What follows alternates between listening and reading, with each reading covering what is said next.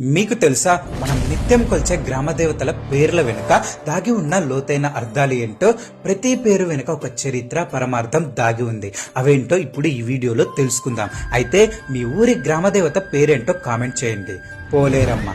గ్రామం పొలిమేరలో అంటే సరిహద్దులో నిలిచి ఊరిని కాపాడే తల్లి. అందుకే ఈమె పొలిమేరమ్మ కాస్త పోలేరమ్మ అయ్యింది. ఎల్లమ్మ. ఎల్ల అనగా సరిహద్దు అని అర్థం. సరిహద్దుల వద్ద ప్రజలను రక్షించే అమ్మ. అందుకే ఈమెను ఎల్లమ్మ అంటాం. పోచమ్మ. ప్రజలను పోషించే తల్లి. మన జీవనాధారాన్ని, శ్రేయస్సును చూసే అమ్మ. అందుకే ఈమెను పోచమ్మ అంటాం.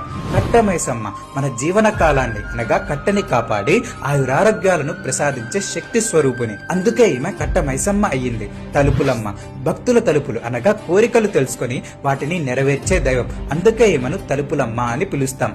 అంకమ్మ. పరమశివుని మెడపై ఉన్న మచ్చ అనగా అంకం నుండి ఉద్భవించిన శక్తి. అందుకే ఈమెను అంకమ్మ లేదా అంకాలమ్మ అంటాం. బతుకమ్మ. మన బతుకుకు ఆధారమైన వర్షాన్ని, పంటను ప్రసాదించే తల్లి. అందుకే ఈమెను బతుకమ్మ అంటాం. ముత్యాలమ్మ. ముత్యాల పోగుల వంటి అంటువ్యాధుల నుండి ప్రజలను రక్షించే దేవత. అందుకే ఈమెను ముత్యాలమ్మ అని కొలుస్తాం. పెద్దమ్మ.